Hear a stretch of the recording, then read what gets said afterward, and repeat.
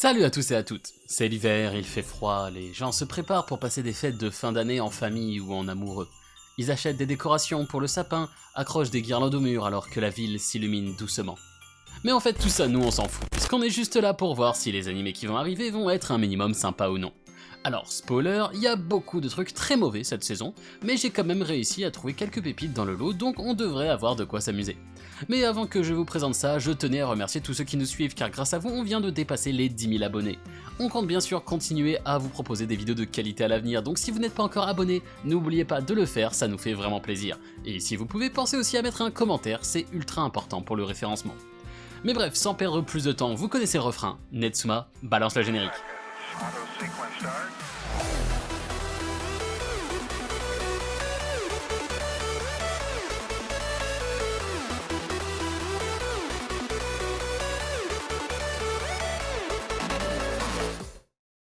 Taro Sakamoto est un assassin légendaire, craint de tous. Ou du moins c'était le cas il y a quelques années. En effet, après être tombé amoureux, Sakamoto s'est marié, a eu un enfant et a commencé à prendre du poids.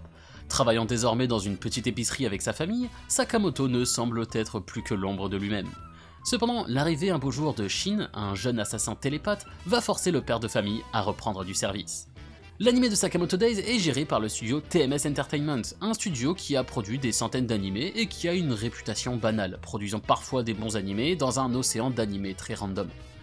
On n'a pas de gros noms qui se dégagent du staff, sauf à la musique où on retrouve Hayashi Yuki, qui n'est rien de moins que le compositeur des OST de Haikyuu ou de My Hero Academia. En dehors de ça, Sakamoto Days c'est un manga assez connu depuis un bon moment déjà, s'inscrivant dans cette lignée de gros shonen publiés dans le Jump.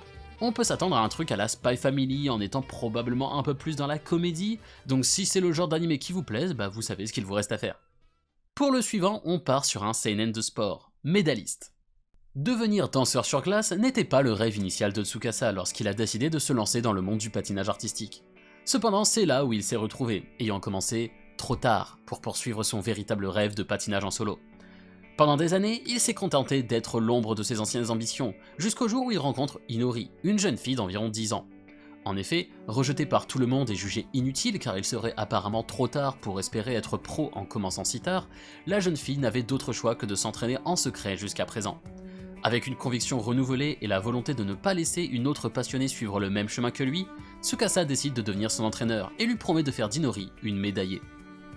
Le studio Engi qui gère l'anime est assez petit avec à son actif quelques animés à peu près connus comme Tate no Yusha ou Tante wa mo Shindeiru. Le réal quant à lui ne promet pas des miracles non plus, ayant jusqu'à présent proposé des animés assez oubliables principalement dans la fantasy et slice of life comme Noblesse ou Haren-san. Cependant on retrouve encore une fois la musique, un compositeur dont on a parlé il y a genre 30 secondes, Hayashi Yuki. Globalement, cet animé ne devrait pas briller par sa qualité technique, mais l'histoire semble suffisamment intéressante pour lui donner sa chance. L'anime suivant est une comédie romantique parce qu'il en faut forcément à chaque saison, Kuroiwa Medaka. Mona est la fille la plus mignonne de l'école et elle le sait. Elle a travaillé dur pour que ses premiers pas au lycée soient couronnés de succès. Mais quoi qu'elle fasse, elle n'arrive pas à attirer l'attention de Medaka, qui est d'un stoïcisme à toute épreuve. Cependant, elle n'a pas l'intention d'abandonner si facilement. Medaka, quant à lui, a été élevé dans un temple où on lui a dit de ne jamais se rapprocher des femmes. Qui sortira vainqueur de cette lutte acharnée ? Pour cet animé de Giga Chad, c'est le studio Synergy SP qui sera au volant. Ils avaient notamment fait Kanojo mo Kanojo récemment qui avait su être extrêmement drôle lui aussi, et Okumura Yoshiaki qui était storyboarder dessus se retrouve réalisateur sur ce nouvel animé. A noter que celui-ci est tagué comme étant ecchi, mais vu le trailer, ça devrait rester suffisamment soft je pense.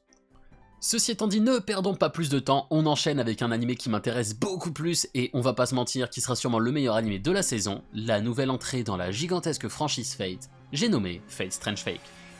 Après la fin de la troisième guerre du Saint Graal à Fuyuki, une organisation américaine en a récupéré des données et a planifié son propre rituel. 70 ans plus tard, ils utilisent la ville de Snowfield comme terre sacrée pour leur propre guerre du Graal. Ils n'ont cependant pas réussi à copier tous les aspects du rituel, ce qui transforme la guerre en une simple imitation, qui a perdu la classe Saber et a permis l'invocation de servants étranges en raison de la définition floue du terme héros. Bon, alors là on a encore très peu d'informations donc c'est super flou. Pour ceux qui n'ont pas suivi, on avait déjà eu un espèce d'épisode d'intro, Fate Strange Fate Whisper of Dawn, qui était sorti en 2023. L'épisode 1 de cette nouvelle série TV a été diffusé en avance sur la chaîne de Crunchyroll le mois dernier, et sa vraie sortie est annoncée pour le 31 décembre. Mais on n'a pas d'autres informations sur la suite, donc c'est potentiellement juste un seul épisode qui va sortir et non pas une saison entière, même si ça me semble peu probable. En attendant, ce qu'il faut savoir, c'est que c'est A1 Pictures qui avait déjà animé Fate Apocrypha qui vont aussi gérer celui-ci. La direction est donnée à Shun Enokido et Takahito Sakazume, qui ont déjà produit des trailers pour FGO et possèdent l'un des meilleurs CV que j'ai jamais vu. En effet, ils ont déjà tous les deux taffé sur Frieren, Jujutsu Kaisen, Chainsaw Man, Mob Psycho, ou encore le film Uma Musume, qui sont tous connus pour avoir une animation d'énormes malades mentales, donc bah là on peut littéralement pas faire mieux.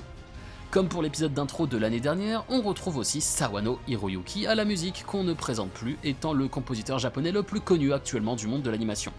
Bref, je vais pas en parler plus longtemps, je pense que vous aurez compris que s'il y a bien un animé que vous devez aller voir, c'est celui-ci. Pour le prochain, on repart sur du Slice of Life avec Oni Lemon Soda. Uka Ishimori a 15 ans et cache un terrible handicap. Elle est ultra timide et ne peut absolument pas supporter de se retrouver devant quelqu'un. Lorsqu'elle est amenée à parler en public, elle bégaye et ne peut s'empêcher de rougir comme une tomate, ce qui lui vaut les brimades de ses camarades de classe. Un jour, après avoir été une fois de plus intimidée à cause de sa difficulté à communiquer avec les autres, elle fait la rencontre d'un garçon, Kai Miura, qui lui vient en aide. Celui-ci, touché par le handicap de Uka, décide de se rapprocher d'elle et de l'aider à surmonter ses peurs et réaliser ses rêves. Pour cet animé, on comprend directement qu'il s'agit d'un shoujo, puisque contrairement aux habituels gars banals qui se retrouvent à côtoyer la plus belle fille du lycée, le scénario est inversé et on a une fille assez banale qui se retrouve à côtoyer le gros BG ténébreux du coin. Géré par le studio JC Staff, qui est quand même assez reconnu, on semble avoir un niveau de production plutôt bon, ce qui est très rare pour ce genre de shoujo, donc ce sera peut-être l'occasion pour beaucoup d'entre vous d'aller découvrir des histoires un peu différentes de d'habitude. Pour finir avec les nouveautés, on part sur mon petit chouchou à moi, un animé qui se passe dans mon endroit préféré du Japon, Okinawa de Suki ni natta ko ga Hougen sugitetsu ra sugiru. Teruaki Nakamura est un nouvel élève récemment transféré à Okinawa. Dans sa nouvelle école, Teruaki fait la rencontre de Hina, une jeune fille dont il tombe rapidement amoureux. Cependant, il a du mal à comprendre le dialecte de cette dernière. Heureusement pour lui, Kana Higa, la meilleure amie de Hina, est toujours présente pour traduire. Bon alors celui-là, pas besoin de long résumé, ça va juste être de la pure vibe. L'animé a pas l'air d'avoir un budget de fou, l'animation est ultra standard, mais rien que dans les trailers, on sent que les mecs qui ont fait ça sont passionnés par le projet. Les voice actors viennent en majorité de Okinawa eux aussi, et proposent donc un vrai accent des îles absolument incompréhensible même pour les japonais, alors qu'à la musique, le compositeur s'est amusé à remixer des musiques traditionnelles de la région aussi, donnant vraiment au tout un air très authentique et accueillant, exactement comme l'est Okinawa lui-même. Les animés se déroulant là-bas sont en plus ultra rares, le seul autre que j'ai vu jusqu'à présent étant Shiroi Suna no Hakuatop. Bref, ça parlera pas à tout le monde, mais je vais personnellement me régaler sur celui-là. Mais bref, maintenant qu'on en a fini avec les nouveautés, on peut passer aux suites comme d'habitude. On va faire ça par ordre de popularité. On commence donc avec la saison 2 de Kusuria no Hitorigoto.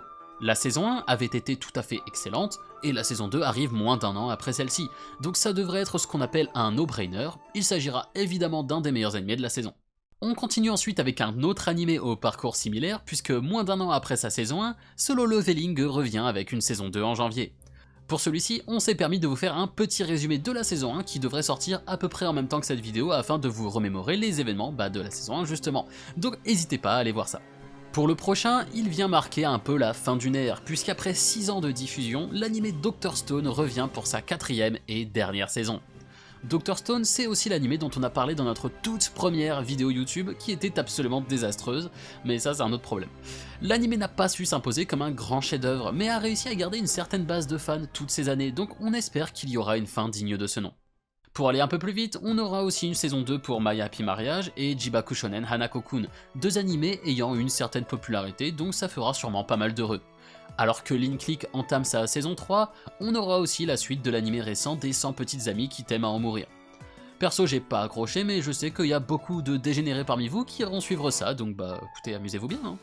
Ishura chope aussi une saison 2, et tout en bas de la liste de popularité, on retrouve aussi mon chouchou Unite Up, l'animé d'idol fait par Cloverworks qui avait eu une saison 1 tout à fait qualitative, ce qui fait que j'attends sa saison 2 avec impatience. Ceci étant dit, ce sera tout pour aujourd'hui, j'espère que cette vidéo vous aura plu, si c'est le cas pensez à mettre le pouce bleu, à vous abonner, et sur ces mots je vous laisse, et j'espère vous retrouver très bientôt pour une nouvelle vidéo.